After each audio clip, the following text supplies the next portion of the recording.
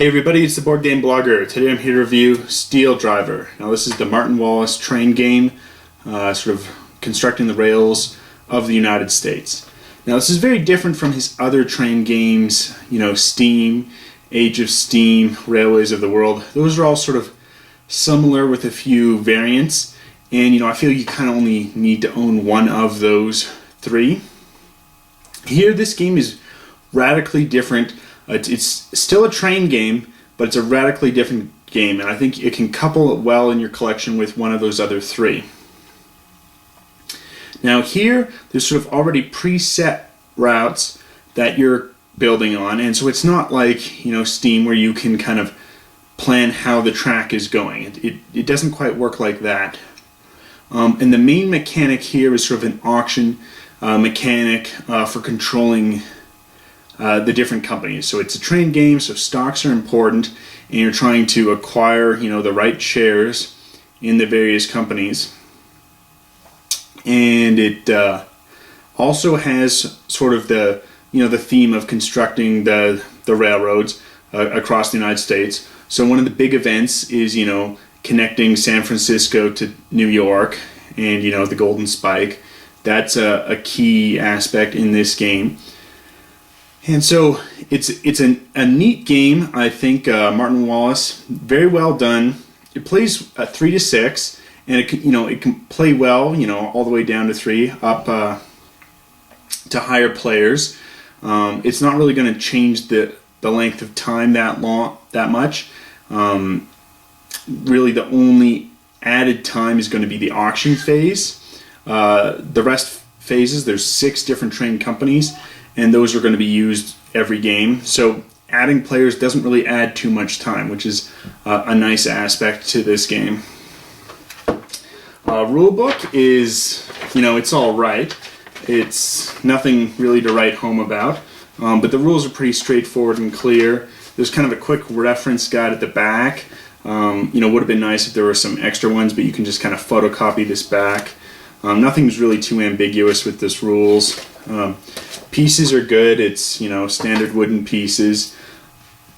You've got paper money. The board, it doesn't look fantastic, but it's clear and it's useful. But there's some really interesting mechanics here. The idea is everyone's going to be playing an investor, and so there's going to be 5 turns, which sort of represent a year or two in time. And each turn you're going to have the same amount of new investment opportunities, and you can try to gain control of the board of a different railroad company in order to then be in control of where they're laying track. And if you didn't invest that heavily on one turn, you're going to have more investment power saved up for the next one. So timing is really interesting, and it's important here. The auction, sort of a standard auction, people can continue to raise your bid. You're not out after that, but if you pass, then you're out of the auction. And so that's a standard auction mechanic. But with the way the shares play and the rail construction, it works quite well in this game, I think. But I'm sure you want to see how it plays, and so let's take a look at it now. So here's a board on setup. We've got the train companies and their shares here. So if you're in charge of this, you're in charge of the yellow company for the turn.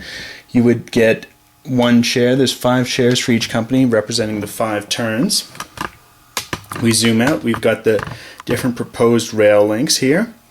We have, say, San Francisco. It's in black background, white lettering. That's to show that it's one of the cities that needs to be connected for the Golden Spike event to occur. So it's San Francisco here, in New York in the east. Then we have different connections, different colors. These different colors represent the different goods cubes that they can deliver, a different type of good, which is useful for the end game profit determination. We have some spaces that are hexagonal. So if we see here, we've got Baltimore here is a hexagon, whereas Pittsburgh is a circle. A hexagon space means that that's where a rail company can actually start. You need to just start a rail company in a hexagon. You can't, for instance, start a company in Cincinnati or Pittsburgh. And then if we zoom in, we see this St. Louis to Memphis route, and we see a 3. That means that's how many investment cubes need to be spent, 3 investment cubes, in order to actually construct a rail link there.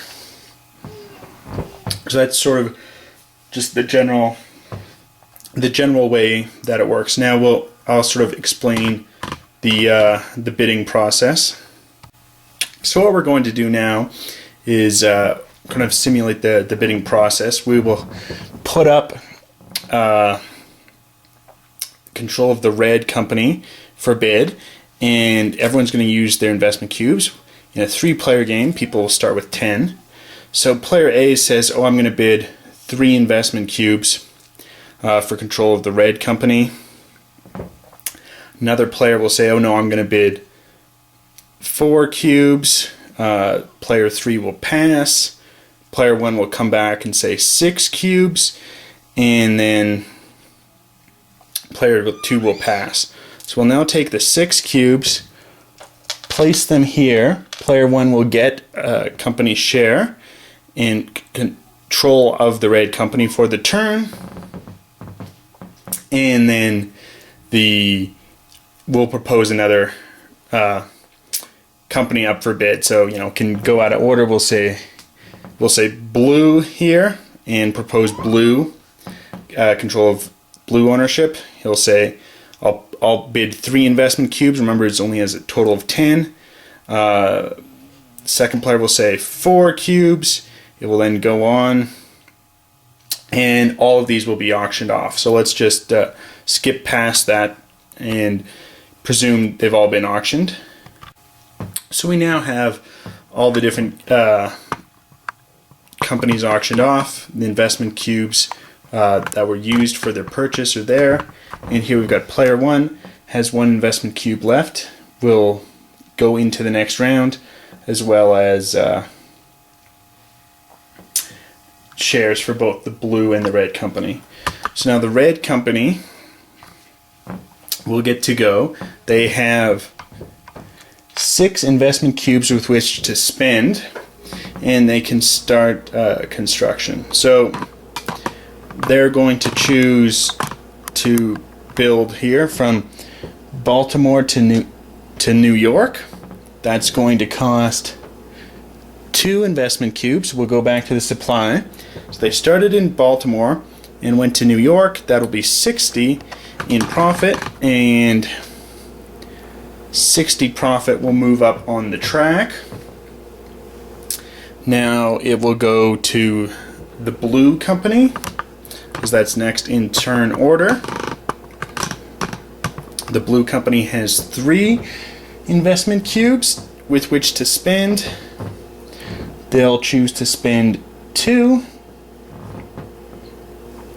and they will go from Charleston to Atlanta, and that will net them 50 in profit. Advance the active player here.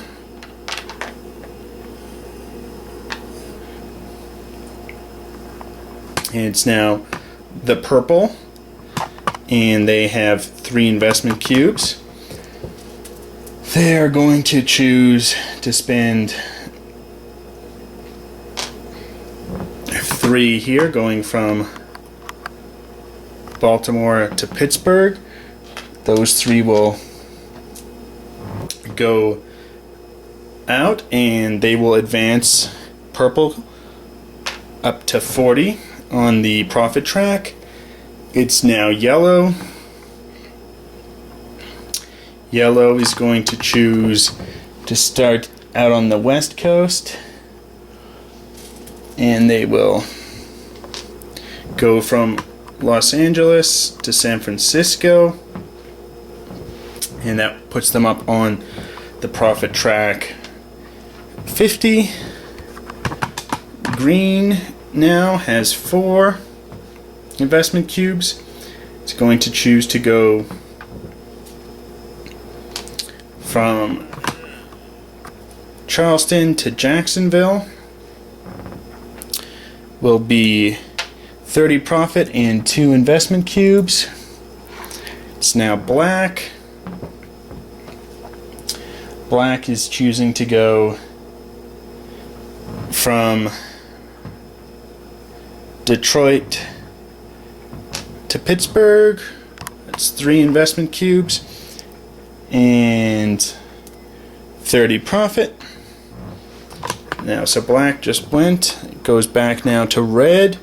Red still has 4 investment cubes left and has to connect off the rail line they've already built.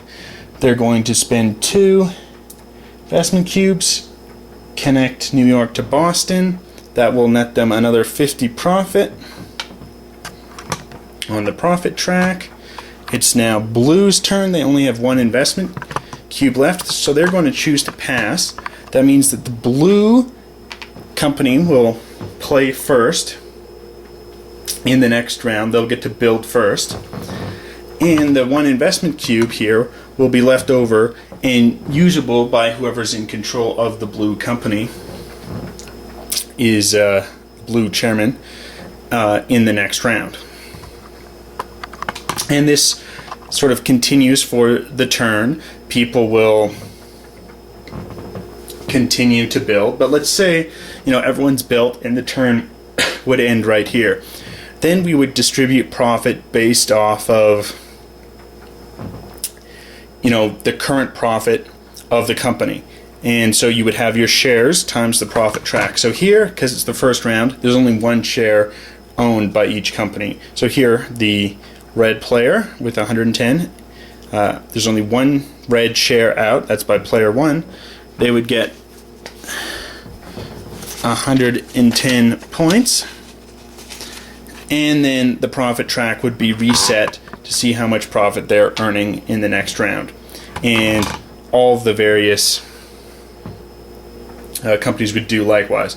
Let's say we were a couple of turns in though, and more shares had been issued, and there was, you know, a $70 profit for red. So if the first player has now 2 shares, it would be 2 times 70, 140 for them. The second player would have 1 red share, 70 for them. And that's sort of how scoring works. Money is victory points in this game, your profit. If there's a rail line connecting San Francisco to New York, so let's sort of set that up now as an example. So for example, we've now got San Francisco connected all the way via rail to New York. Now the last piece that's connected, so let's say this was the piece that just connected it, the Denver to Omaha link. That would immediately give the green player 50 in profit, and then every other color that's used in the link would earn profit. So here also yellow, blue, and red would earn profit of 30. Now you need to involve the minimum amount of companies. So even though purple here has a link between Pittsburgh and Baltimore, you're going to have to pick the Pittsburgh to Buffalo route to get into New York, just to involve the least number of companies. And so for that turn, they would get these added profit added on. If, you know, green had just did this connection of, you know, Denver to Omaha, they'd also have another 20 by adding on to Omaha, for instance. That would just be how the link goes. Obviously, though, it would have to be the Omaha to Kansas connection, not the Denver to Omaha, if they'd started over here. Again, this is just kind of a sample. I've kind of reset the board. I mean, green's play would totally be illegal because there's no starting at a hexagonal location. But just for purposes of a quick demonstration for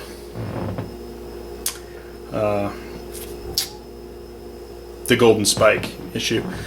Finally, I just want to show how sort of final scoring works, and we'll set that up. So again, just for demonstration purposes, we've got a shortened railroad here, but I just want to show how the final scoring and delivery of cubes works.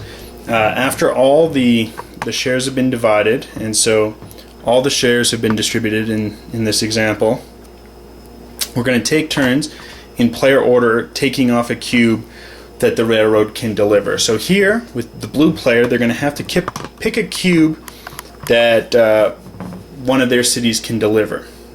And what you want is a diversity of types of cubes. So here, blue is only really connected to the yellow and the gray cities. They're not going to score as big as perhaps some others. So blue will get their first pick. They're going to take the gray cube for the blue company. We can just put that up here, up top.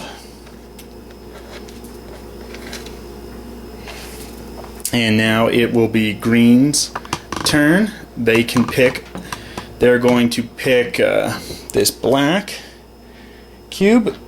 Then it's yellow.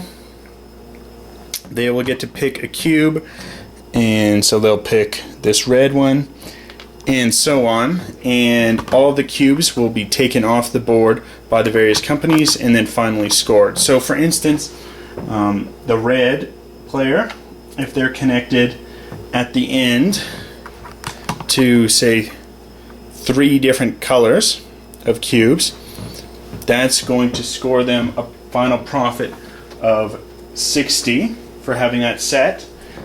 As just having one of a kind is 10, 2 of a kind is 30, 3 of a kind is 60, and so on. But let's say, you know, they have a little bit more, and they have this 4 different cubes, 2 gray. Well, then they'll get the 1 gray for 10, and then the 3 set for 60, for a total of 70 profit.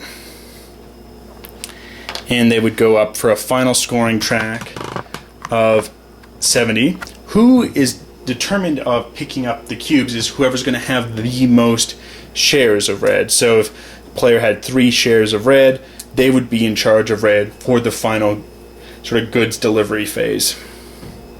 If there's a tie and 2 players both have, say, 2 shares, then it's whoever controlled them most recently. If, say, a player controlled them in turn 4 and somebody else had controlled them in turn 2, you know, the first player had done turns 1 and 2, and then someone had done turns 3 and 4. It's the person who controlled them most recently on that 4th turn.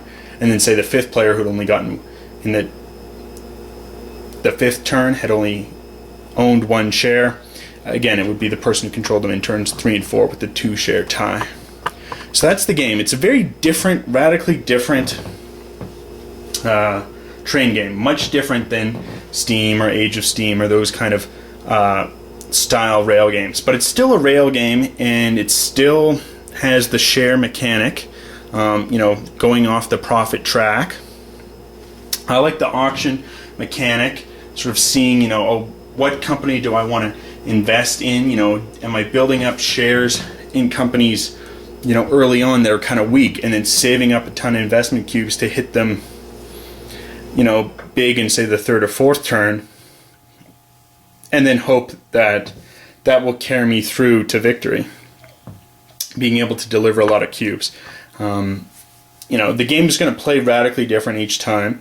There are preset, you know, locations, so it doesn't have the same replayability as, say, Steam, where you're putting down new track. I mean, that's already preset, but just because the auction is going to be different every game, what the players are doing is going to be different. Very heavy player interaction. I really like it. It's a lot of fun. It's a lively, talkative game where your decisions matter. The auctions are very important. You know, when you're using your investment cubes, are you saving them up? Which shares you're going for?